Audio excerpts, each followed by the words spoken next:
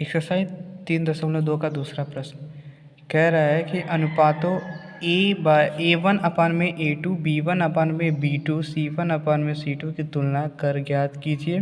निम्न समीकरण युग्म द्वारा निरूपित रेखाएं एक बिंदु पर प्रतिच्छेद करती। प्रतिच्छेद का मतलब होता है एक दूसरे को काटना, ठीक है। समांतर होगा अथवा समाप्ति होगी। समांतर मतलब होता है कि एक दोनों बराबर हो, ठीक है। असमाप्ति मतलब होता है कि एक के ऊपर एक, ठीक, एक के ऊपर एक, ठीक है। तो पहले बता लेते हैं कि फॉर्मूला कैसा होता है कि A1 अपान में A2 बराबर में B1 अपान में B2। अगर ये इक्वल नहीं होगा तो क्या हो जाएगा, एक सॉल्यूशन, जिसको हम लोग क्या बोलते हैं, प्रतिच्छेद कर रहा है। तो इसमें सॉल्यूशन कितना होगा, एक, ये प्रतिच्छेद कर रहा है। दूसरा वाला, अगर A1 अपान A2, B1 अपान B2, C1 अपान C2 अगर ये दोनों आपस में बराबर नहीं है तो ये हो जाएगा समांतर हो जाएगा। अगर A1 अपान A2, B1 अपान B2, C1 अपान C2 तीनों इक्वल है, तीनों बराबर है, तो ये हो जाएगा समपाती। समपाती बोले थे ना कि एक के ऊपर एक, एक के ऊपर एक, ठीक। देखो प्रतिच्छेद वाले में एक हल होगा, ठीक, एक हल निकलेगा। इस समांतर वाले में कोई हल नहीं होगा और इस वाले में होगा अनेक हल होगा।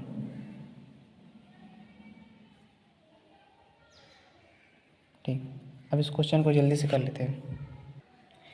इस क्वेश्चन को बिल्कुल इसी रूप में करेंगे, ठीक है। तो इसको कैसे करेंगे कि A1 अपान में A2 बराबर में B1 अपान B2, अभी बराबर नहीं लिखेंगे, B2 और C1 अपान में C2, ठीक है। इसको लिखेंगे 5/7, ठीक। x वाले को a मान लेंगे, y वाले को b मान लेंगे और जो बचा है उसको c मान लेंगे और इसको करेंगे 4/6, 8/9, ठीक। अब इसको बराबर लगाते हैं, देखते हैं क्या आता है। देखो ये वाले में माइनस है, इस वाले में माइनस ऊपर कर देंगे। देखो 2 दूने 4, 2 3 6, ठीक। यहाँ पे देखो 4 और ये हो जाएगा, अलग अलग नंबर से कटेगा तो ये नहीं कटा, छोड़ो। यहाँ पे देखो 5/7 माइनस 2/3, तीसरे वाले को छोड़ो, बस हमें इन दोनों को देखना है। अगर ये दोनों बराबर है तब तो ठीक है। देखो ये बराबर तो नहीं है, इसको हटा दो, कौन सा आ गया, ये वाला, तो ये क्या हो जाएगा, प्रतिच्छेद हो जाएगा, प्रतिच्छेद, ठीक। इसी तरह दूसरा वाला देखते हैं, क्वेश्चन नंबर दूसरा देख लेते हैं।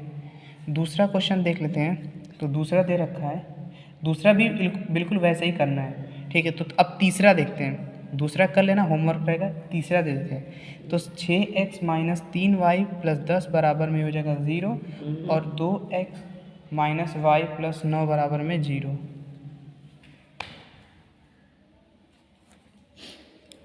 ठीक। तो A1 अपान A2 वही सेम काम, B1 अपान में B2, C1 अपान में C2। तो अब इसको रख लेते हैं 6/2 बराबर -3 -1 बराबर में 10/9, ठीक है। तो 2 एकम 2, 2 तिहाई 6, ये 3। तो अब यहाँ पे देखना कि 3 और 1, देखो ये माइनस माइनस ख़त्म, बराबर में 3/1 और बराबर 10/9। देखो ये दोनों तो इक्वल है, लेकिन ये दोनों क्या इक्वल है, नहीं, ये बराबर नहीं है। तो कौन सा वाला आ गया, ये दूसरा वाला, यानी कि ये क्या हो गया, समांतर हो गया भाई। अब इसमें कितना हल आएगा, कोई हल नहीं आएगा, ठीक। तीसरा वाला देख लेते हैं, ठीक है। तीसरा वाला क्वेश्चन देख लेते हैं। तीसरा वाला क्वेश्चन क्या है, देखो दे रखा है अनुपात A1 अपन A2, B1 अपन B2 और C1 अपन C2 की तुलना कर ज्ञात कीजिए निम्न रैखिक समीकरण के युग्म संगत और असंगत कीजिए। देखो जैसा दूसरा वाला किया था वैसे ही तीसरा वाला, लेकिन अब थोड़ा सा क्या, देखो यहाँ पे एक चेंज हो गया है, इसमें संगत और असंगत। अब इसका क्या मतलब हुआ, संगत और असंगत। अगर तुमको संगत दे, ठीक है, यहाँ पे अगर संगत, यहाँ पे अगर तुमको कैसा दे दे, हटा देते हैं इसमें। अगर यहाँ पे दे रखा है, एक संगत दे रखा है और एक दे रखा है असंगत, तो अब इसका क्या मतलब, ये तो पढ़े नहीं थे। तो असंगत में क्या क्या आ जाएगा, प्रतिच्छेद आ जाएगा, ठीक। अगर प्रतिच्छेद आएगा तो बोल देंगे संगत है भाई, और या फिर समपाती आ जाएगा, समपाती आ जाएगा। तो इसको भी संगत में, असंगत वाला कौन आ जाएगा? समांतर। अरे संगत का मतलब होता है कि साथ साथ, तो प्रतिच्छेद काट रहा है तो ये साथ है कि नहीं? साथ है। संपाती एक के ऊपर है तो ये संपाती है कि नहीं? संगत है कि नहीं? असंगत मतलब किसी के संगत में नहीं है, समांतर हो गया, नहीं संगत है। तो ये तो समझ ही गए होगे। ठीक, अच्छी बात है। चलो पहला क्वेश्चन इसमें देख लेते हैं। पहला क्वेश्चन देखो, पहला क्वेश्चन दे रखा है कि 3x + 2y = 5, 2x - 3y = 7। चलो ये देख लेते हैं। तो पहला क्वेश्चन हमने देख लिया, 3x 2y = 5, 2x - 3y = 7।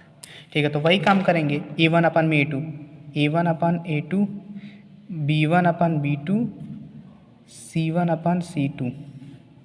ठीक, तो 3/2, 2/2, सॉरी 2/3 है, और 5/7 इक्वल लगा दो।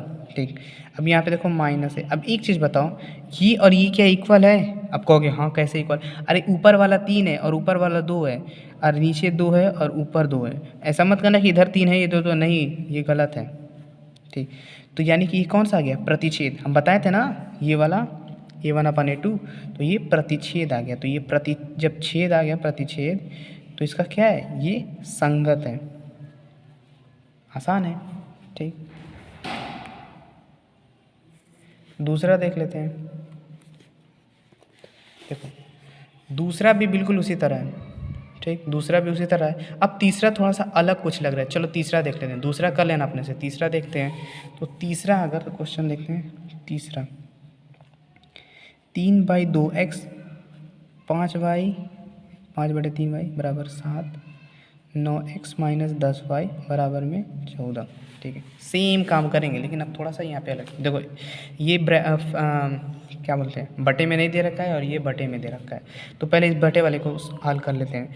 तो 3/2x + 5y = 7। इन दोनों का एलसीएम 6 होगा, पता है भाई 6 होता है। ठीक है, ये हो जाएगा 2 से 3 बार में जाएगा तो ये हो जाएगा 9x, और ये 3 से 2 बार में जाएगा, यानी कि 3 दूना 6 ही ना, 3 से 2 बार में 6 जाएगा तो ये हो जाएगा 10y बराबर में हो जाएगा 7। अब इसको ले जाकर उधर गुणा करेंगे तो ये हो जाएगा 9x + 10y बराबर में हो जाएगा 42। हो गया, और ये पहले का दे रखा था। ठीक, तो अब कर लेते हैं कैसे? a1/a2, b1/b2, c1/c2। ठीक, तो 9 और 9 कर लो। ठीक, 10 और 10 कर लो, और 42 और 14 कर लो। ठीक, ये दोनों तो एक मिनट, एक आ गया, इसका भी एक आ गया। हाँ, अब बोल देंगे कि ये क्या है? 1 = 1 इक्वल। अब इधर देखते हैं क्या कटेगा। किससे कटा दें? 2 से, 2 7 14, और 2 दूना के 4, और ये 7 से 3 बार में। अब यहाँ पे 3 आ गया। ये दोनों तो इक्वल है, बराबर है, और ये दोनों बराबर नहीं है, तो कौन सा आ जाएगा? देखो ये तीसरा वाला समांतर, समांतर आ गया भाई, समांतर। तो किसको क्या बोल देगा अगर समांतर आ गया? तो असंगत।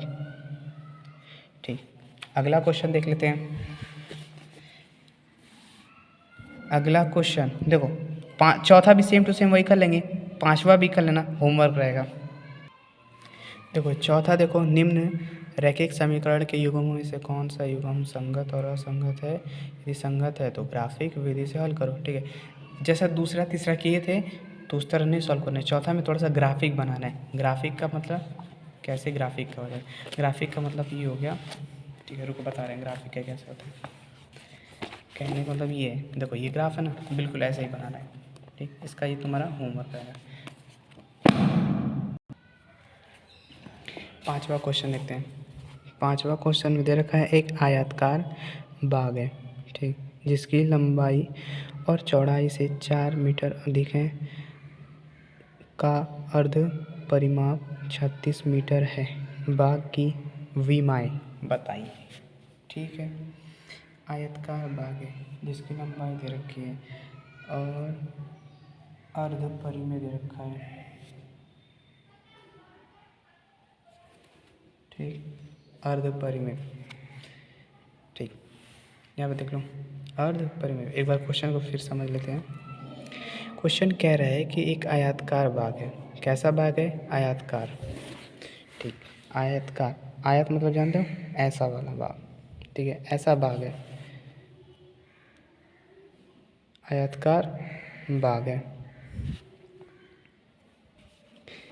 आयताकार बाग है। ठीक है, कह रहा है ना कि जिसकी लंबाई और चौड़ाई से, पहले उसको बाद में देखते हैं, सबसे पहले ये वाला देखते हैं। क्या लिखा है? अर्ध परिमाप। ठीक है, परिमाप क्या होता है आयताकार का? परिमाप क्या होता है? अर्ध परिमाप क्या होता है आयत का? फॉर्मूला जानते हो ना, 2l+b। तो ये क्या है? अर्ध है, यानी कि आधा बटे में 1/2। 2 से 2 खत्म हो जाए तो ये हो जाएगा l+b बराबर में कितना इसका दे रखा है? 36 मीटर दे रखा है इसका अर्ध परिमाप। चलो सबसे पहले समझ लेते हैं अब क्या क्वेश्चन कह रहा है। आगे में क्वेश्चन दे रहा है, ये तो समझ गए। अब देखो, बोल रहा है कि लंबाई, जिसकी लंबाई चौड़ाई से 4 अधिक है। कहने का मतलब ये है कि देखो, ये तुम्हारा आयत है। ठीक है, मान लेते हैं ये लंबाई होगा, लंबाई को हम l बना लेते हैं और चौड़ाई को b बना लेते हैं। ठीक है, x या y कुछ भी रख लो। ठीक है, अगर मान लेते हैं लंबाई इसका x हो जाएगा, ठीक, तो इसकी चौड़ाई से कितना हो जाएगा? सॉरी, लंबाई x है, ठीक, और चौड़ाई क्या होगा? चौड़ाई को y मान लेते हैं। ठीक, अब क्या रहना है कि जो इसका चौड़ाई होगा इसकी लंबाई से 4 ज़्यादा होगा। क्वेश्चन ये कह रहा है। तो अब यहाँ पे लिखेंगे कि माना जो लंबाई है हमारा वो क्या है? लंबाई। ठीक है, समझ लेते हैं। पहले इसको लिख लेते हैं कि माना लंबाई x है और इसका जो चौड़ाई है, चौड़ाई वो क्या है? y है। ठीक, अब थोड़ा सा ध्यान से समझते हैं। अगर लंबाई को हमने माना x और चौड़ाई को माना y, ठीक है, अब कंडीशन देख लेते हैं। ठीक, कंडीशन देख लेते हैं। क्या कंडीशन? पहला कंडीशन बोल रहा है, कंडीशन पहला कि जो उसका अर्ध, मतलब यही वाला उसको लिखते कि उसमें लिखना क्या है? l+b बराबर कितना आ रहा है? 36। ये पहला कंडीशन। दूसरा कंडीशन देख लेते हैं कि दूसरे कंडीशन में क्या रहा है, ये लंबाई है, ठीक, और ये हो गया चौड़ाई। अब क्वेश्चन में तो भाई बोला है, देख लो क्वेश्चन एक बार देख लो। क्या रहा है ना कि जिसकी लंबाई है, जो उसका लंबाई है ना वो चौड़ाई से 4 मीटर अधिक है, चौड़ाई से 4 मीटर। तो अब ध्यान देना, कुछ लोग समझेंगे कि ये लंबाई और ये चौड़ाई, अब चौड़ाई को क्या करते हैं? 4 ज़्यादा कर लेते हैं। बात तो सही है, लेकिन अब कैसे समझे कि क्या ज़्यादा है? थोड़ा सा देखो, लंबाई बोला जिसकी लंबाई चौड़ाई से 4 अधिक है। समझना क्वेश्चन को, लंबाई 4 अधिक नहीं है, चौड़ाई अधिक है। लंबाई से ना अधिक है कितना? 4 ज़्यादा। तो अब इसको x - y बराबर में 4 कर देंगे, ये हमारा 2 समीकरण बन गया। ठीक है, अब बन गया 2 समीकरण, तो अब इसको क्या कर देंगे? x बराबर उधर भेजेंगे तो ये हो जाएगा y+4 या 4+y, हमने बताया था। अब इसको लिख लेते हैं। ठीक है, तो x+y बराबर 36। ठीक है, लंबाई और चौड़ाई। ठीक, x की जगह पे रख लो, y+4+y बराबर हो जाएगा 36। तो ये हो जाएगा 2y+4 बराबर 36। 4 को उधर भेज के माइनस कर दो, तो 2y बराबर हो जाएगा 36 - 4, तो 2y बराबर हो जाएगा 32। ठीक है, 2 से कितना बार में? 16 बार में। तो y बराबर हमारा कितना आ गया? 16। तो ये जो 16 है वो क्या है? तुम्हारा चौड़ाई है भाई। अच्छा, वही y को इस वाले में पुट कर दो, मतलब रख दो, x+y बराबर में 36। तो x+16 बराबर 36, तो x बराबर 36 - 16, तो x बराबर हो जाएगा 6 में से 6 गया 0, 3 में से 1 गया 2 बचेगा, तो x बराबर कितना आ गया? 20। यहाँ पे मीटर लिख लेना। ठीक है, तो ये हमारा कितना आ गया? लंबाई। और ये मेरा आंसर। 6 वाला क्वेश्चन कह रहा है कि एक रैखिक समीकरण है, 2x + 3y - 8 बराबर 0 दी गई है। दो चरों में एक ऐसी और रैखिक समीकरण लिखिए कि प्राप्त युग्म ज्यामितीय निरूप जैसा। जैसे पहला दे रखा है कि प्रतिक्षेप करती रेखाएं दिखाना है, समांतर रेखाएं हो, समांती रेखाएं हो। ठीक, चलो दिखा देते हैं। ठीक। ठीक है, हमें क्या पता है 6 वाला है ना 6। ठीक, एक समीकरण दे रखा है, कैसा समीकरण है देख लो। समीकरण 2x 3y minus 0, 2x plus 3y minus 8 बराबर 0, ये एक समीकरण है। तो पहला हमें कैसा बोल रहा है, पहला दिखाना है क्या, प्रतिच्छेद करती रेखा। बताए थे प्रतिच्छेद वाला कैसे था, A1 A2 B1 B2, इसको याद कर लेना क्योंकि बहुत काम आने वाला है। ऐसे होता है प्रतिच्छेद वाला। ठीक, दूसरा वाला कैसा था, दूसरा वाला कैसा था, समांतर। ठीक, समांतर रेखा, समांतर रेखा कैसा था, A1 A2 B1 B2 C1 C2। ठीक, तो इसमें समांतर रेखा में कैसा था, समांतर रेखा में इधर वाला था ना कटा हुआ, तो ये था क्या, समांतर, समांतर दिखा गया। अब तीसरा दिखा देते हैं, तीसरा क्या था देखो, समपाती रेखा, समपाती रेखा ए। तो A1 A2 B1 B2 C1 C2। ठीक, छोड़ दो, ये हो गया और ये तुम्हारा आंसर, बस यही दिखाना है। ऐसे लाइन बना देना, 2x 3y बराबर में -8 और 2x प्लस 3y माइनस 8 बराबर 0।